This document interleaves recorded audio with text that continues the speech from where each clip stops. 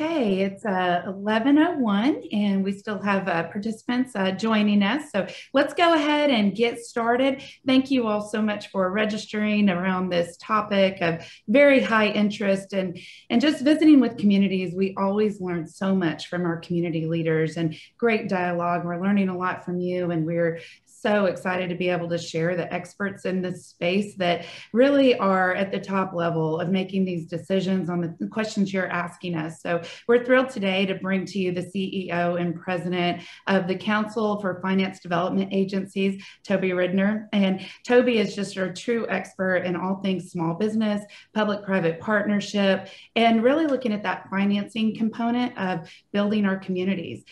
He's worked very closely with Cindy Stewart over the years on retail as a catalyst for economic development, for TIF financing and all the guidelines around that. And certainly in our space with a focus in retail commercial real estate, then that public-private partnership is so critically important to making deals happen that might not happen otherwise. And it's a winning scenario for all the players involved. If you can take a new project and generate new tax revenue that would not exist but for that public participation, and then ultimately be able to make that happen where the city wins, the private developer wins, and it creates a sense of place for that community. So the public-private partnership is just continuing to grow in interest, and that's certainly the case today as we continue to navigate the impacts of COVID-19. So this webinar is being recorded. Please go ahead and plug in your questions throughout the course of this discussion, and we will address those either at the end or throughout. We have a few questions that all of you have shared with us over the last 2 to 3 months that we have assembled, and we're going to get a chance to ask Toby those today, but definitely go ahead and plug in your specific questions as well, and we will get to those throughout the course of this 1-hour webinar.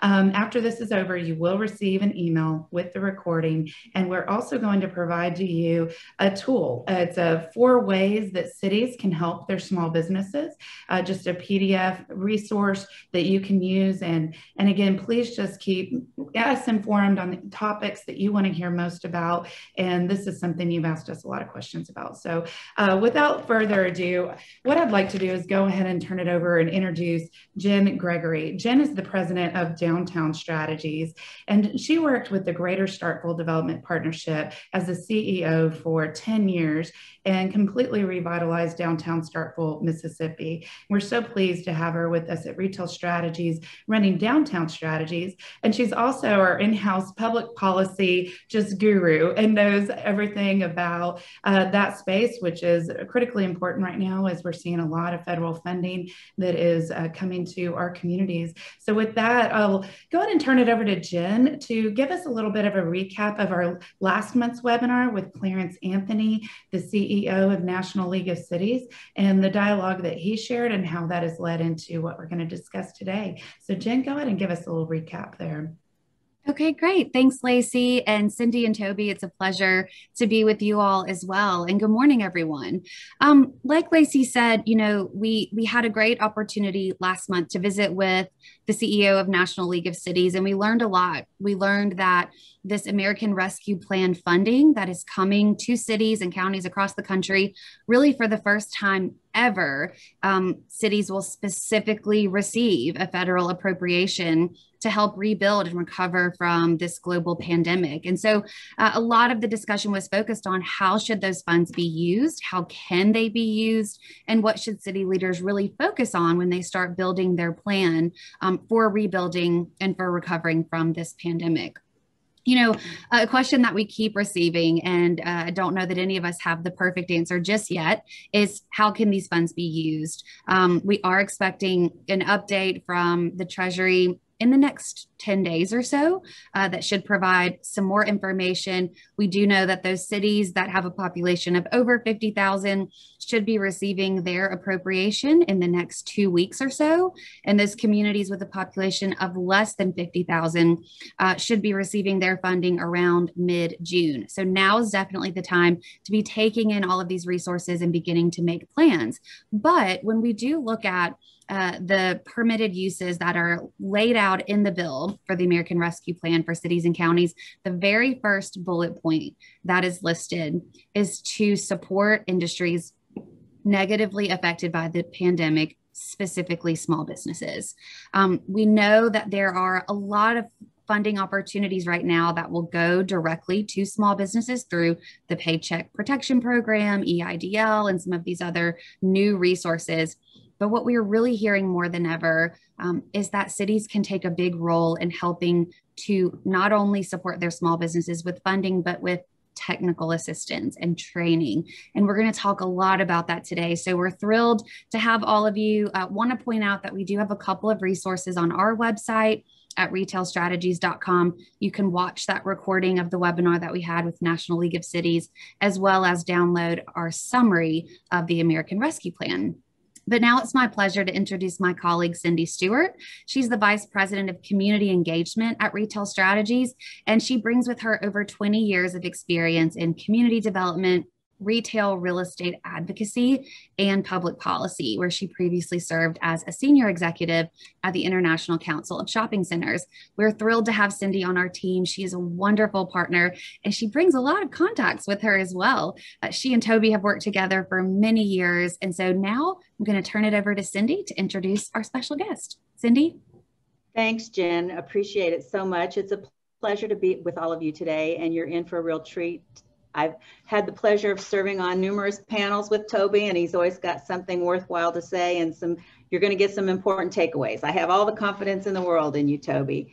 So Toby, as Lacey said, serves as the president and CEO for the Council for Development Finance Agencies, as we've referred to, CDFA, which is a nonprofit organization whose mission is to strengthen the efforts of state and local development finance agencies, which is really a mouthful. I think Toby can clarify some of that for us. But what they are really focused on is fostering job creation and economic growth with tax-exempt and other public-private partnership finance programs.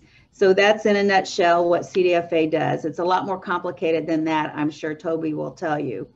So Toby, we do know that COVID-19 has had a staggering effect on businesses large and small. And so that has somewhat changed the focus of state and local development finance agencies. So rather than being focused on job creation and economic growth, it's a little more focused on recovery and survival of existing businesses.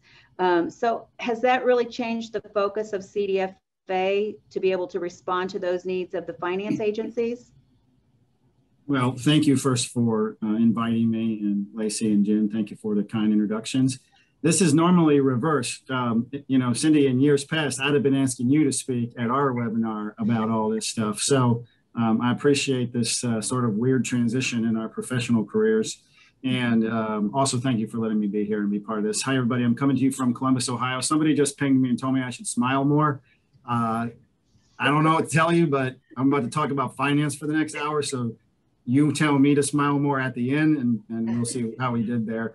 But yeah, I mean, my organization, CDFA, which I've been part of for 17 years, and we've been around now 39 years. Next year, we'll celebrate our 40th anniversary, really just focuses on the way in which we unlock capital in communities. How do we remove barriers to capital and allow for capital to flow? That could be, oh, someone said OHIO. That could be coming from big infrastructure projects. So you've got broadband, or you got water, or you've got roads, bridges, and sewers. How do you unlock capital for that? And it can be all the way down to an entrepreneur who might need $50,000 to commercialize their business or to move into a storefront or whatever it might be. So we look at the whole gamut of the development finance landscape, focusing on that one point that I made, which is removing barriers. So sort of take that as like the item in the back of your head, removing the barriers to capital. Why isn't the capital flowing? And if you remove that barrier, then capital will flow to that need. And so you asked the question, has it changed CDFA? Strangely, it hasn't. It's actually just reinforced our long-standing methodology that sort of the key to figuring out how cities and communities can move forward is by looking at the flow of capital, looking at the flow of wealth and capital absorption. And why don't we see investment in certain areas, or why don't we see investment in types of people or types of businesses? And it's because of that barrier. So it hasn't really changed us from the viewpoint of as an organization. what it has made us feel, and we're very grateful for this, is very important right now. And prior to the pandemic, people kind of took finance as like the last guy to invite to the party. You invited the planner, you invited the economic developer, you invited the mayor, you invited everybody else, and you came up with a grandioso plan. And then someone said, how the heck are we going to pay for this? And then they called us. And so what this has done in reverse is it's actually brought us to the table first, saying, we got issues. How are we going to pay for all this? And it's sort of positioned finance, which I speak to as like a living thing, position finance at the front of the discussion as opposed to in the back. In terms of what it's done in communities from our perspective is the impacts have been pretty monumental, right? You're seeing major small businesses struggle. But what you're also seeing is, if you look at the lifeline of projects, you're seeing redevelopment projects have to extend. You know, they had expected leases, they had expected users, and they expected human beings to park and all of that stuff. If it was a 10-month timeline, it's now an 18-month timeline, because now nobody's really sure when it will come back and if it will come back in the same way. You've seen these weird tertiary effects in cities that I don't know that you could ever plan for. What do you do when 10,000 workers are no longer going into your downtown, but they're working from home? And where they pay taxes is where they work. And so you're now starting to see a year into this. And this is what we said way back in April, was that it's not the impact right now. We'll get over that. It's the impact in 18 months. Because now tax revenues and tax flows are changing. So Cindy, in our days, like if you did a TIF district in downtown and now no one's coming to it, there's no revenues coming in. And therefore you're now seeing potentially those districts not having the revenues come in to pay on the debt service. So what we're looking at now in communities, and we're looking at this from the entrepreneur to the big development project, is whether or not assumptions from the past still hold true. And that's kind of been, for me, the biggest thing communities will have to look at. I did a webinar maybe 4 months ago, and there were 1,500 mayors and city managers on it, because they're starting to look at now this impacts down the road, not the impacts from like the immediate stress. I'd say for us, there's been 3 stages of the pandemic. The first one was, and part of my language, hope I don't offend anybody with it, but it was like this, holy shit, like, what do we do? This is a nightmare. This is scary. Everybody's locked in their houses. And it was stabilize whatever you can, help whoever you can, get stimulus, get direct payments out, get whatever you can to stabilize current economy. PPP came along with that. So like maybe people would keep their employees, even though restaurants were closed and service industry was closed. And you think about like small impacts. My housekeeper couldn't come into my house for 6 months, right? I wouldn't let her in my house. Well, she lives off of cleaning houses. Magnify her by, 30 million. There's 30 million micro enterprises in the US. She's a micro enterprise. You magnify that and it becomes a real challenge to stabilize. So that was stage 1. Second stage was, sort of like this recovery, like this faux recovery, right? Like, well, we're through that immediate crisis and we're starting to get people moving around. But I think that's where people started to realize you had to refinance debt. You had to look at the way existing debt is being repaid. You had to go in and look at borrowers, businesses, and say, well, what's your future going to look like? If you're not going to be around, we got to figure out how to liquidate that, whatever this is, and return it. And then you saw a lot of the cool stuff happen, like looking at regulatory. How many of you now drink beers out in the gardens in your communities? And you couldn't do that before, right? Like you couldn't carry around a beer. How many of you order beer online now, or you can get it delivered to your house? That seems like small. Yeah, right. Like I have, of course. Yeah. It seems like small stuff. But think about the change in our economy. We were so worried about the gig economy dying, and the gig economy actually picked up because now there was a guy who could make money off of delivering beer to me at my house. Changes everything. It changes the entire outlook on your local economy. That's where you saw some really cool innovations. And then now we're looking at stage 3, which is we got to get back to business, and we got to get back to business like pedal to the metal, meaning investment, long-range thinking. The whole world has changed. Cities will change forever. School systems will change forever. Little league soccer programs will change forever. Retail, the reason we're on one of these calls, will change forever. It may never go back to what it was before. So now all this cool innovation is coming along. Like, how do we make we change that? And how do we go with the flow on it? And I just think it's kind of a cool time. And we'll get into some of the resources available here in your future questions, but I hope that was a good starting spot. Oh, that's great.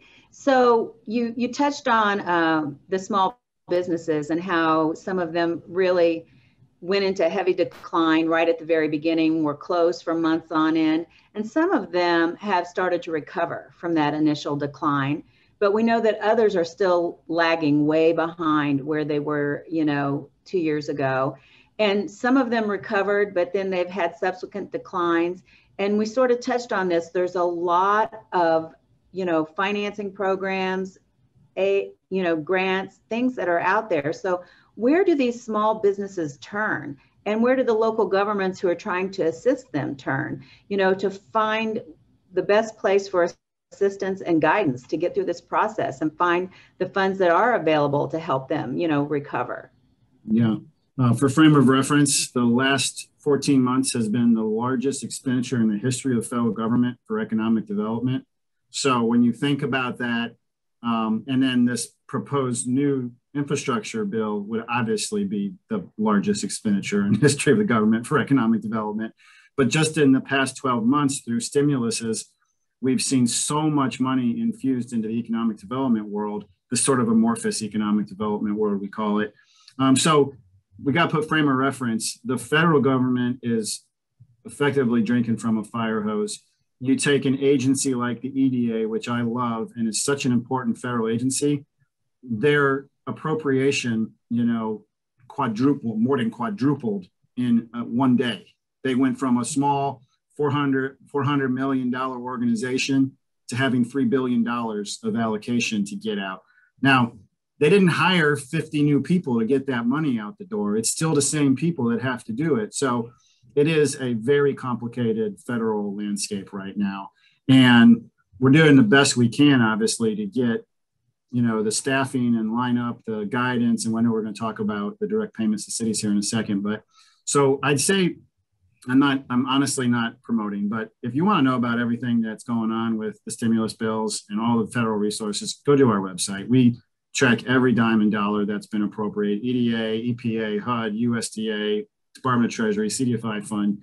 We have our COVID Resource Center. We have every federal program that's being appropriated, from PPP to even the new one I'm going to talk about here, SSBCI. So check that out first. I would not rely on, and I hope I don't make anybody upset here from the federal government, I would not rely on the federal agencies. They don't have the manpower. They can't train you on what an EDA revolving loan fund is right now. They can barely return your call. They are so busy. The USDA doesn't have time to train you on an intermediary lending program. They don't have time to teach you about, WIFIA and grants for solar panels and housing stabilization. A, they're a new administration transitioning staff, but B, they just don't have the people to be able to give you that kind of education. One shameless plug, we have a thing called our Federal Financing Webinar Series.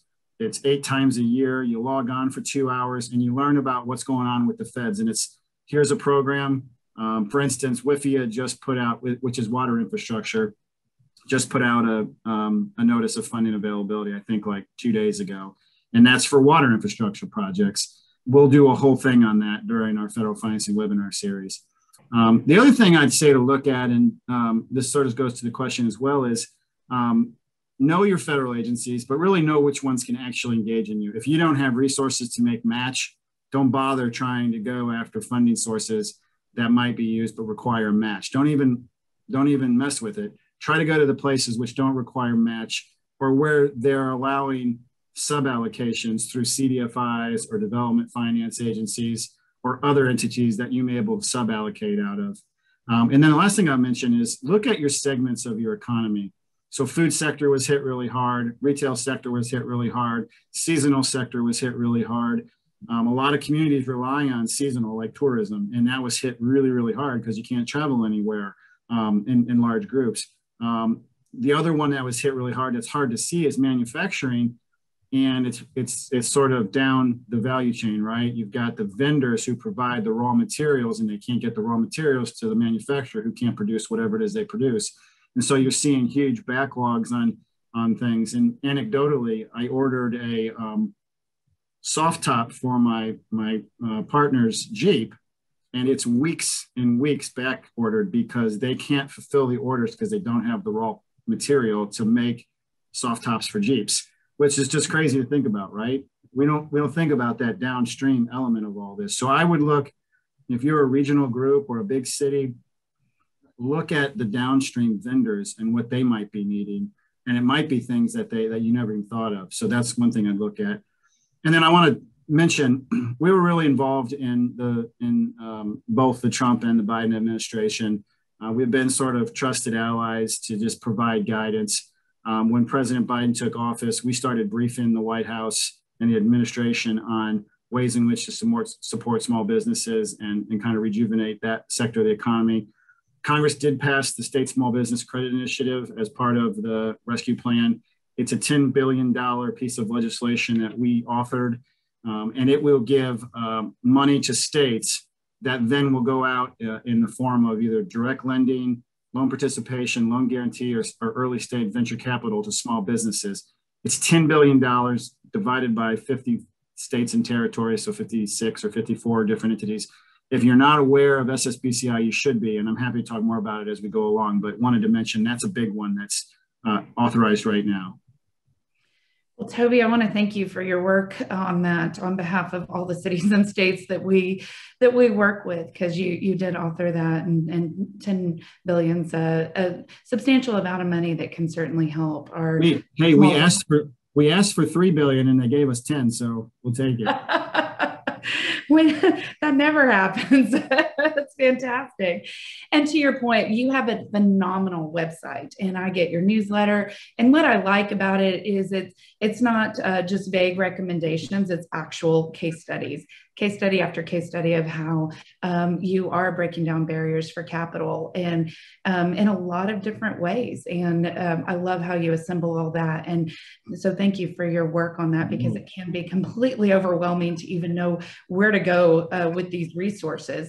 And to that point, I think for some of our community leaders, if they say, yes, absolutely, we've wanted this for years, and now there's finally funding to support these initiatives, then, when you look at the breakdown of what you talked about with the SSBCI, the state small business, the State Small Business Credit Initiative. Is that right? Yeah, that's a horrible name. I tried to get the name changed. I couldn't get it changed.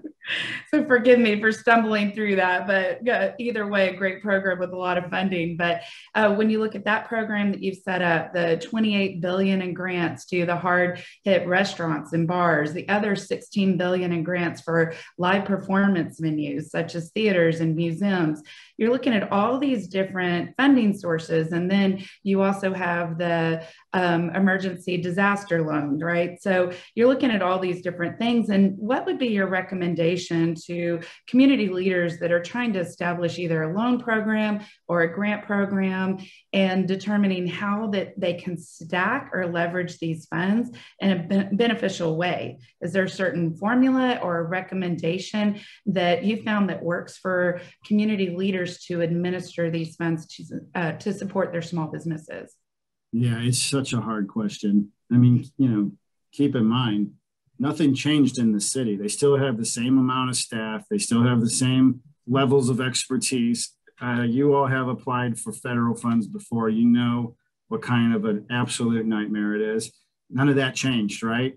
And so what you're really asking cities and towns is that in the middle of a pandemic and a crisis that we never could have imagined, oh, by the way, here's a truckload of federal resources.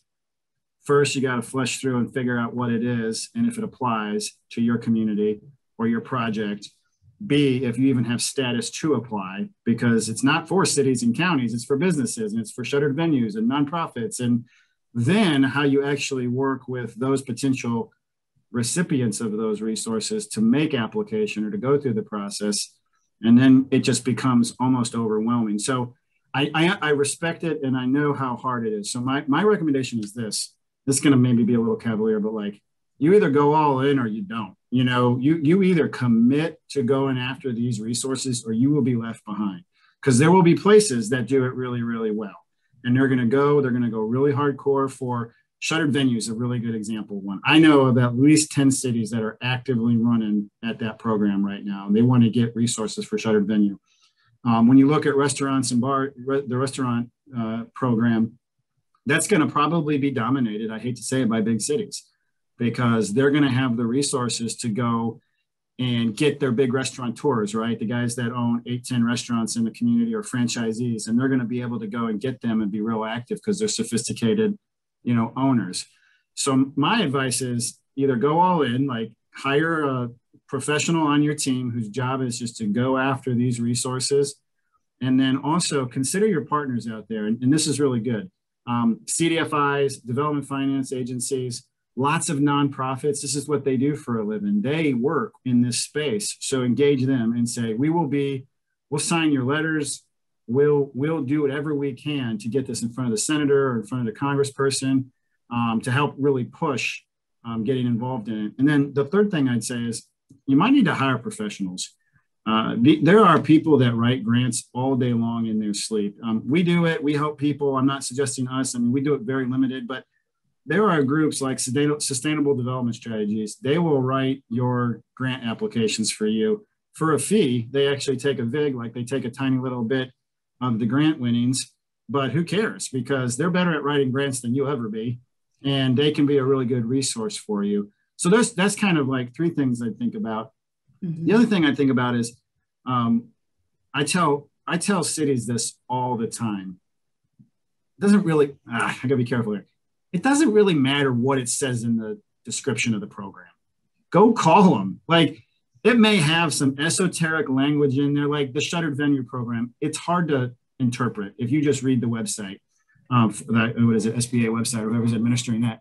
It doesn't make a lot of sense because it's all in like federal jargon.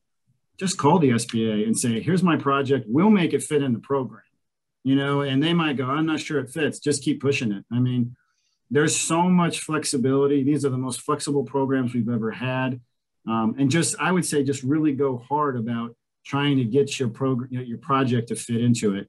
And then in your community, it's probably time to start, putting your mask on and going back out to the businesses, giving them a sheet that says, are you taking advantage of PPP? Are you taking advantage of shuttered venue? Are you taking advantage of this?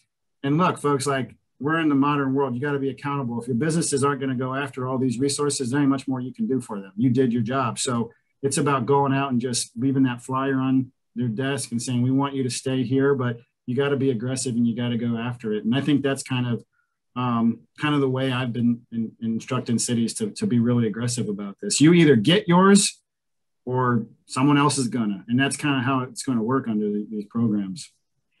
Well, I love that idea of just listing all the programs, and as community leaders going and talking to your business owners and saying, what do you want? What do you have? What do you need? And how do we stack these and assemble them, on your behalf? I think that is so important. And what Jen has continued to remind me of throughout the course of this is these funds are there and they are intended to be used. And so there are, there is the bill has the criteria, and the American Rescue Plan funds, for instance, they have, the bill has the criteria written out, and we just continue to receive questions about, well, what happens when we receive these funds? Jen just gave the timeline, and then we, a lot of community leaders right now are working on their master plan of what they're going to do with it.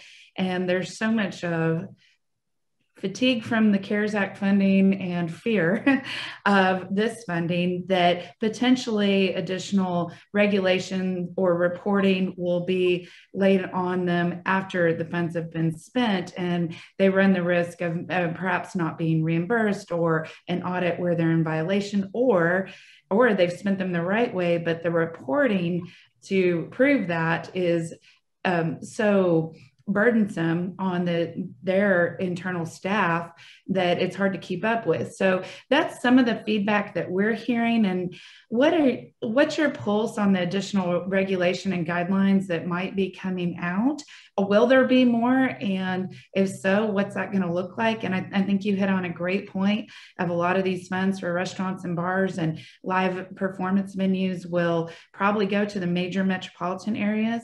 The majority of community communities that we work with and probably you work with are under 50,000. And so they're the ones that really have to hustle and have a lot of questions around this. So what are you hearing as far as the potential additional layering of regulation and reporting that might come out around the ARPA? Yeah, it's such a hard landscape. This is just me and I'm going off the reservation a second. Like from a public policy perspective, and I know Cindy, you did this a long time in Washington, D.C., you know this, it's like a quick program with not a ton of thought put into how it's going to be administered. Like, yeah, here's $28 billion. Who the hell's going to administer this? What's the guidance? What's the timeline? Like what staff at Treasury is going to put this in place? What people at SBA? And then they go, oh yeah, well, we'll get you answers on that. I mean, that's been the whole situation. And I don't blame them because it's the federal government trying to react. And the federal government is not a reactive enterprise. Like it's not, that's not what they're good at. But so I do think they're trying really hard. I think they're working really, really hard at the federal agencies. And I give them a ton of credit for how hard they're working. Having said that, I'm not a lawyer. But my professional advice is, who cares? They're not going to come back at you. It's not reasonable. There is so much resource being put out there that take the direct payments to cities. So you go and get aggressive. You put your plan together. You get your payment in 2 weeks, and you put it out. You put it into projects. Do you think the Biden administration or the Treasury Department really has the resources and are going to want to come at you for doing something to save and secure your city? It's not really founded in reality. Like, what is it? 19,000 cities are eligible for this program, above or below 50,000. They're not coming after Tiffin, Ohio. They're just not doing it. And a lawyer's probably going to kill me on this and say, why would you give that kind of advice? I don't know. I've been doing this for 21 years and they're not going to come after Tiffin, Ohio, who put $5 million in a water sewer system or in a small business revolving loan fund or in a K-12 educational revolving fund. They're just not going to do it because the money is supposed to go into projects. It's not supposed to sit on shelves. Furthermore, if you just decide to, shore up your operating budget, they're not going to come after you for that either because your city's struggling, and you can make the case that we didn't have tax rolls for the last 12 months. And if we don't, continue to pay our debt service or invest in our police department or whatever it might be, we're not going to remain strong. So I think you should my advice is always this: plan for audits, right? Like make your plan like you're an auditor. Go find an auditor who's a real pain in the butt, who's just like that person in your community who questions everything, and give them your plan and say, what would you not like about this plan from an audit perspective? And they might go, well, what's your accountability? Or if you sub-allocate to that nonprofit, how are you going to track them? Or how are you going to monitor them? Or if you directly lend into businesses, how will you make your credit decisions? And what is your structure for how you'll guide the fund beyond, the 2-year period?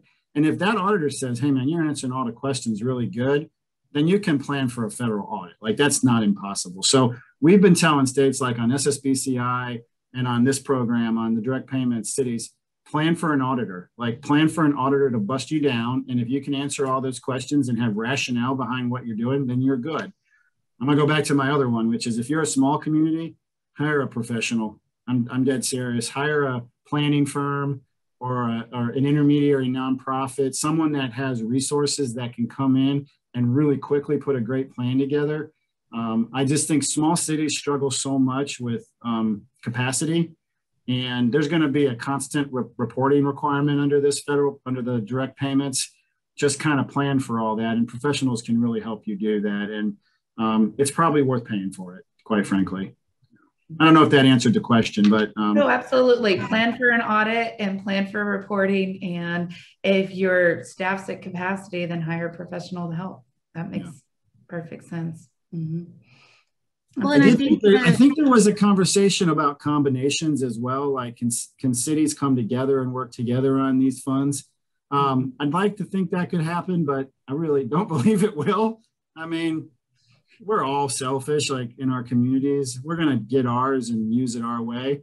But if there is an opportunity, like, out in Nebraska, they have these economic development districts, these big COGs, right, that are official, but it would be really neat if some of those groups came together and thought about, like, maybe the Mid Ohio Regional Planning Commission comes together and says, why doesn't everybody put a little bit of their money in for a regional broadband system or for a regional sewer system upgrade? Like, that would be kind of neat. And I'd like to see some of that come out of this.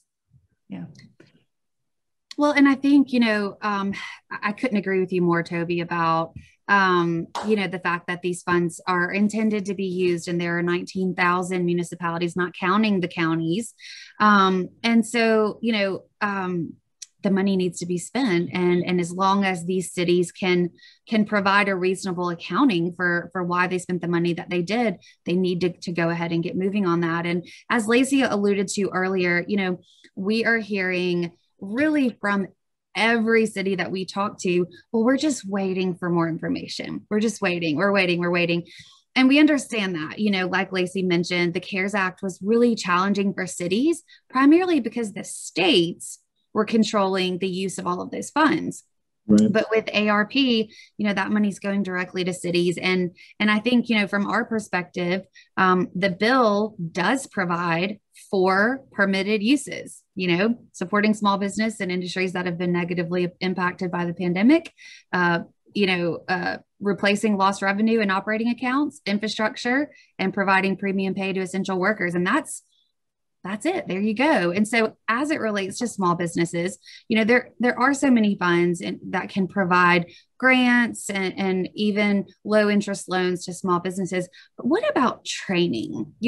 This is something that we have really seen, is that small businesses that have received enough money to pay their rent, they're still struggling because they're not online. And as consumer behavior has changed, we're spending more money online.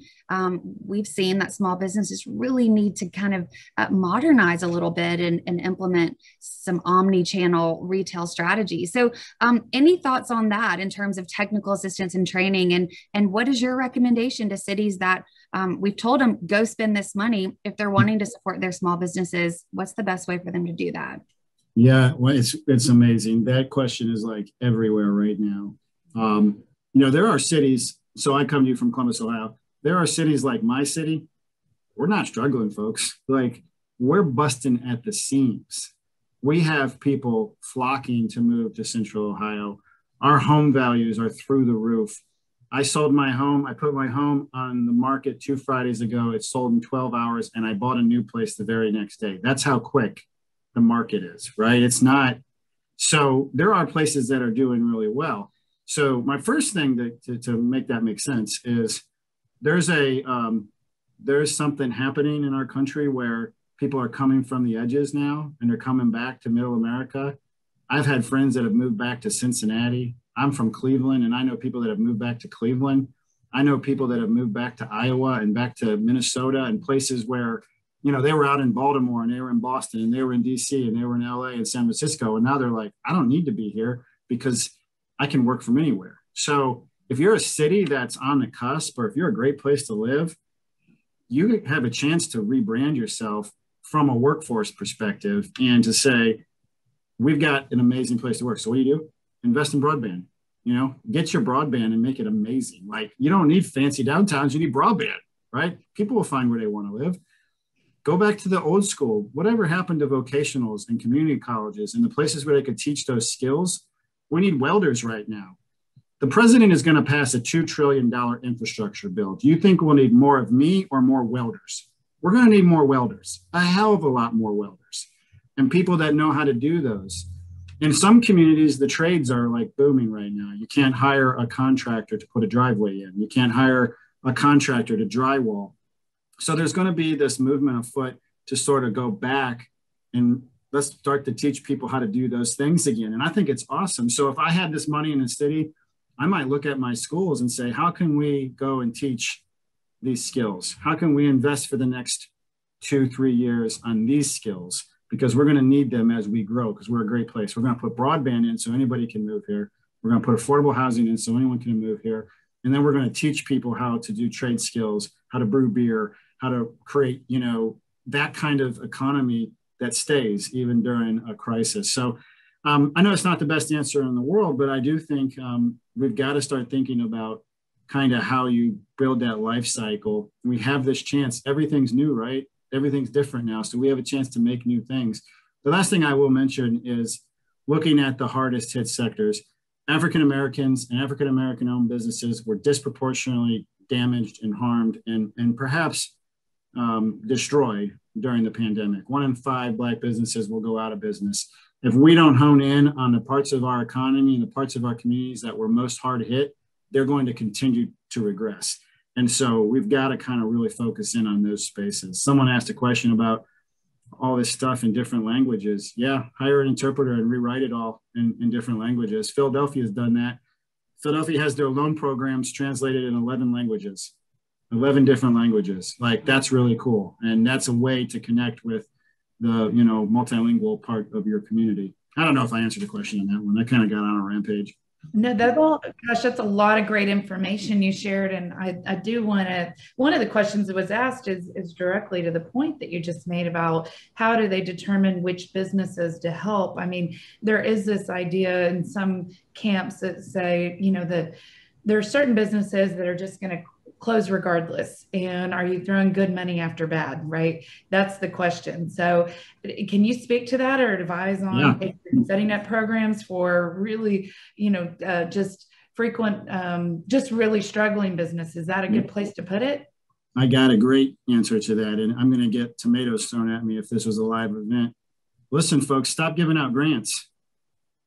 It's as simple as that. You give grants to businesses and they have no reason to pay it back or to create a bit now. I mean, not like back a year ago, like grants was keeping people alive. We get that. We're to the point where you need to have a business plan. You need to have sales. You need to be able to show your future. If you're a business that relies on 100 people being in your establishment every hour, it's not going to be that way for a while. So can you survive on 25 people being in there? If you're a bar or a restaurant, I know we keep using those, but think about other examples. I don't know, it's going to make me maybe sound weird, but I do yoga and I love yoga. You can have 9 people in my yoga studio at a time. Like, this is ridiculous. There's usually like 35 people in my yoga studio at a time. So you got to go to that business and say, can you operate off of 9, 10, 11, 12 people per class? And if not, like, you're going to have to take out some low interest loans, but we're going to make this a partnership, not a grant. So I don't want to sound like I'm callous, but we can't be on this grant mentality long term. It just creates a model that's not sustainable. And then the other thing I'd mention is that we get to go back to some stuff that I know Cindy probably worked on a long time ago, which is, remember when we actually consulted with small businesses and we walked them through the process of what it's like to be a small business and how to order their goods and services, best ways to hire, how to deal with HR and the adjudication of legal and accounting issues. We got to go back to that stuff because these hardworking small businesses, you know what they've been doing for the last year? Just trying to survive. That's what they'll say. I'm just trying to survive. Now we got to go in and go, okay, you survived. Now let's get your practices back in order. Let's get better accounting, better legal, better service, better training. And we got to go in on that level with them as opposed to just, here's a grant. Good luck. I hope you survive. It just doesn't work that way anymore. Which is really that technical assistance for small businesses, which I think is a great investment, you know, that cities could make with some of this money. And then we're also hearing, Toby, about small businesses who just can't seem to get workers hired. You know, it's hard for them to get people back to work. I don't know if that's the question just for you, Toby, or if Jen or Lacey. That's not my expertise, but I'm sure I got an opinion, but that's not my expertise. But it's a huge issue right now. We have it here. It is.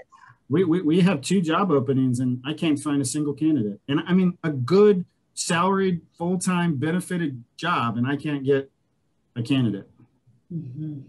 Not one candidate. Yes, I don't know if that's right. Some partnerships with, you know, the Department of Labor's in each of the states, you know, trying job fairs. I mean, that might be something that a city could do, you know, with some of this money, is actually to sponsor some job fairs and maybe even promote the small businesses at that. Because, you know, job fairs happen for large corporations all the time when there's these large number of jobs available. And so maybe it's a job fair for small businesses. I mean, that's just an idea that I have. But if anyone else has any good ideas or best practice to share, just send it through to us on the Q&A and we'll share it with everyone. I did want to mention one thing. We're doing some work with the Robert Wood Johnson Foundation right now on um, sort of the way in which communities engage with minority participants, like communities of color. And we're looking at it from a pure lending perspective. But as an offshoot of that, what we learned is that there's not a lot of meeting them where they are type of activities. You could have a job fair and probably 92% of the people that show up are going to be white. But, and I'm not suggesting like anything is wrong with all this. It's just, are you going out and engaging the minority community?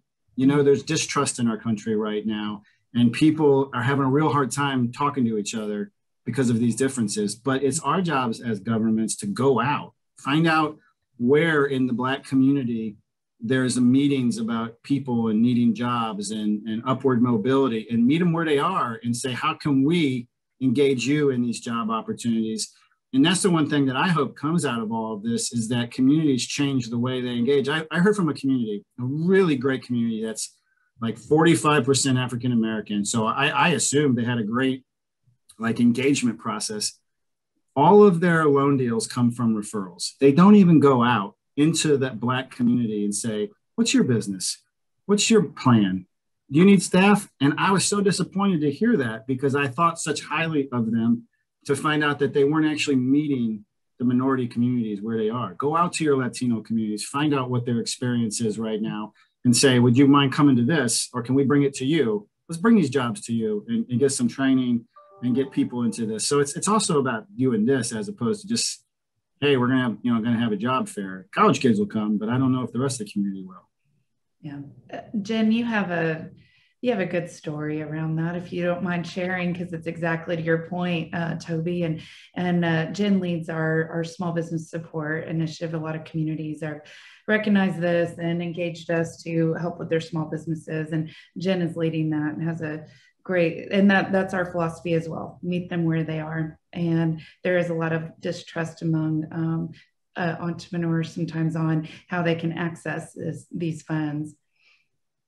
Yeah, that's right. And you know, Toby and our audience, you know, what we really heard is that exactly what you're saying, that a lot of business owners of color are not sure how to navigate these federal resources. There's a little bit of distrust, of course, and some fear. And so, you know, we worked with a business directly through our small business support program, and, you know, learned that really with just some basic hand-holding and connecting with existing programs and resources, and even just kind of coaching them through opportunities, options, how their business can be nimble, partner with delivery services, maybe shift slightly their business model through some training, that there was hope, you know, for the first time in a long time throughout this pandemic. And so, like Lacey said, and really to reiterate what you've been saying, it does take kind of an active role of the city to really reach out to those communities, whatever they might be, for engagement, to have those conversations rather than just, well, the information's posted on our website. Right. Yeah. Having conversations. Yeah. I wanted to piggyback on that too. If I can piggyback on that for just a second. So as part of our study with Robert Wood Johnson Foundation, we were asked to just figure out kind of the 3 real or perceived reasons why African Americans don't bank with mainline banking for, you know, business loans. And guys, I don't know these topics. So we did this study, and what came out was mistrust. Like if you're a Black person and you know you're going to get rejected when you walk in the bank, why would you ever go in the bank? You know, like that was number one. The second one was that, you know, there was no one in that bank that looked like them or represented them, which was, you know, is obvious and disappointing. And the third one was that lack of engagement, right? You know, the banks don't reach out, the communities maybe don't reach out. So what we actually found through all this, and this is just, I tell everybody the statistic, I don't know why this just amazes me, but African Americans are the largest consumer of fintech. Like, think about that for a second. Why? Financial technology, ways in which to access and borrow money using technology. And it's because they don't have to go into a bank and ask anybody for approval of a loan. It's amazing. If I'm a community with a large African-American population and I want to get loans out to Black businesses, I'm going to create a fintech model that's like African-American financial service program. Like, this would be awesome. because it really knocks that barrier down, and they're consumers of this product. So it makes a lot of sense. I just think it's like really neat stuff. So if I had some of this money and I was in a city, I'd think about programs that broke those barriers down, that met those borrowers where they are, goes out to where they are. A lot of our immigrant community does not have access to the 3-digit credit score. Well, let me tell you something. I don't evaluate people based on a 3-digit credit score. It is a factor of evaluation, but it's not just, the way you say loan or no loan. Let's look at character, and let's look at their business plan. And let's look at their market. Let's look at things we can help them improve on to be a better business owner. That's how you evaluate it. And I'd be creating programs and solutions that actually meet those borrowers where they are, as opposed to just ask them to fit into your program. Sorry, I'm off my soapbox now. It's a great recommendation. And that is very specifically the questions we're receiving is, okay, if we want to support small businesses, how do we structure it? And what you're recommending is set up a loan program, be intentional about reaching out to them, layer it with technical assistance to overcome that barrier of comfort, and supply that access to capital, break down those walls. And that's a great recommendation. For a lot of communities, I think the guidelines are that the funds need to be spent by 2024. And something Clarence Anthony really said was, I want community leaders to get very creative on this and establish programs that they can then track. And so we can use that case study of how that was well used and served as a catalyst for recovery and stability for the community. And so find those that were hardest hit, establish temporary programs that can be administered before 2024, be able to track them, but make sure that they have lasting impact. And he talked a lot about this idea, and you've hit on it too. Broadband's so important, and the physical infrastructure that our community leaders often administer through roads, water, sewer, broadband, all these things are so incredibly important, but also layering that with elements that help the human infrastructure, the workforce. And you've hit on that as well, and continuing to stabilize with business retention and business recruitment. So we saw that there was a substantial drop, almost 30% in the number of new small businesses that opened. So not only did a lot of small businesses close, the number annually year over year that opened dropped substantially. So encouraging not just saving what's there, but also encouraging new businesses to start, new entrepreneurs, as so many people have seen career changes. And I think that this has certainly been a time of disruption and reflection.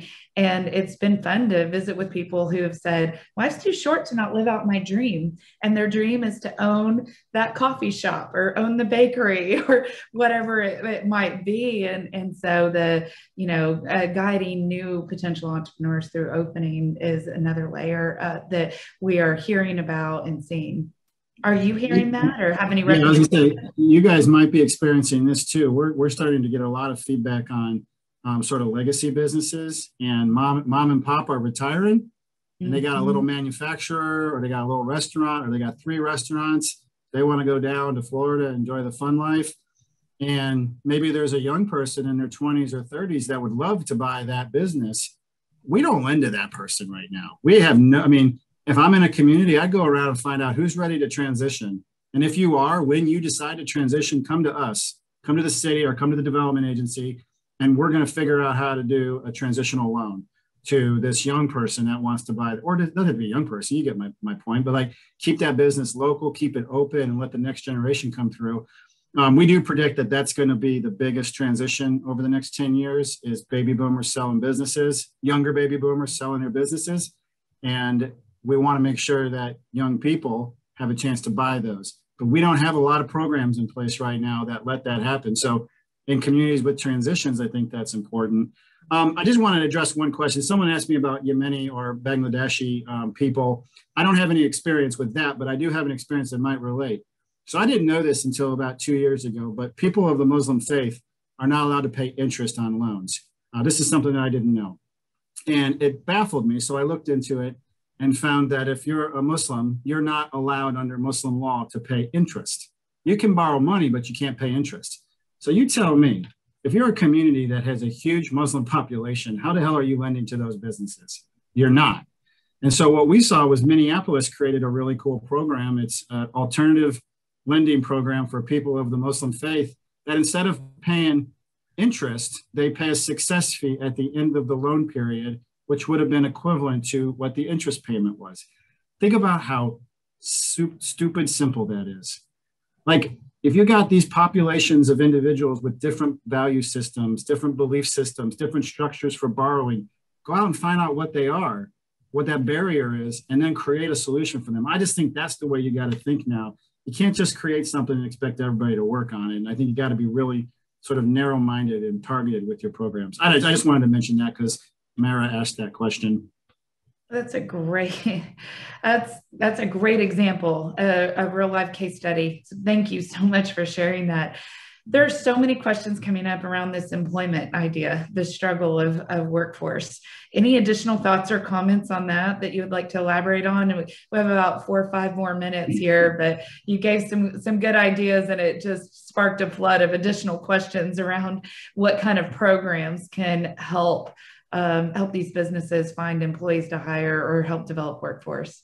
Yeah, I mean, I'm not a workforce specialist. I think I probably spoke too much, but I do think the thing you'd want to end, I would end on that comment is that this is probably the greatest opportunity in our lifetime, my lifetime for sure. I mean, the New Deal was the last time we even touched this kind of resource that's available to communities. So, you got that Eminem song that's like, you only got one shot. Like, this is it. You got one shot here, folks. You've got the largest outlay of resources in the history of the government. So let's make it happen. You can be aggressive, get off the sideline, engage professionals, look at the whole life cycle of what's going on in your community. And I think this is the coolest part. And I'll end on this. We're not chasing BMW or Volvo or Toyota or these big, huge 4,000 person manufacturers. We're chasing the small guys now. Let's save the 5 employee company. Let's save our work from home people. Let's save our little coffee shops and our tradesmen. And all this is the best thing that's ever happened to development finance because we're actually investing in our economy. That's the most important. Small businesses make up 99% of our I'm sorry. There are 90% of our net new businesses every year. They employ, 31 million micro enterprises. Like, these things are immensely important. And now we're actually focusing on them, which I think is going to be awesome for our country. Gosh, thank you for sharing that. That's so encouraging. And it really, you make great points. So let's get active, get on it, take advantage of our one shot that we have right now. There's a lot going on, and it's really exciting, and it can shape our cities differently. And the other point that you made that I think that really lights me up, and I know it does a lot of community leaders we work with, because obviously I'm so grateful to our participants for our webinars, because they are the leaders in their communities that know that information is power, and they're engaging in this information so that they can bring that back home and really make connections locally to keep their community strong. And so you're almost preaching to the choir right here about, let's get active, get on it, work hard. We have one chance here to really maximize this once in a lifetime opportunity that will change our communities far into the future and change our business dynamics. So Toby, your resources are phenomenal on your website, your newsletters. What additional information? Definitely plug CDFA right now. Tell us all about you and how people can use you as a resource here going forward, and your webinar series, all those things, so that we can continue to empower them. No, I would just say we're a mission-based nonprofit organization. We've been around 39 years. All we want to do is help communities remove whatever barriers there are to capital, let them understand how capital works, and then ultimately draw them towards solutions that drive capital projects. We're agnostic to what your issues are. They're your issues, they're your community, but we're going to help you the best we can. Just go to cdfa.net and check us out. I always say we're a nonprofit because our mission is more important than anything. I've been here 17 years. We'll be here a long time after me, but our people are here to help. We answer the phone, we talk to you. We're like a community. And so please reach out. It might not be me that helps you, but it'll be one of my other great 15 people that helps you. But we encourage you all to use our resources. and just hopefully we create a friendship and we'll be able to be engaged for a long time. And really, honestly, I've known Cindy. I think Cindy, we've known each other 20 years this year. So it's awesome to be able to be invited to this. And Jen and Lacey, thank you so much for having me. I appreciate it. Absolutely. Thank you, Toby. You shared a great deal of insight. It was so beneficial. Any closing comments, Jen or Cindy? I think I know that there are probably some unanswered questions. And so I will say that we'll take a look at those and, see if we can get some responses out to you on what those are. And, if you have additional questions that you didn't get a chance to ask, go ahead and email us those questions. And if we don't know the answers, we'll try to find it for you. Absolutely. Absolutely. Well, it sounds like our next webinar needs to be about workforce development. So thank you, Toby. This has just been awesome. Thank you, Cindy and Jen, and each of you and our audience. So thank you. You will receive the email with the recording of this and a resource guide as well. So thank you so much. I'll keep working hard and let's keep building each other up. Thank you. Bye.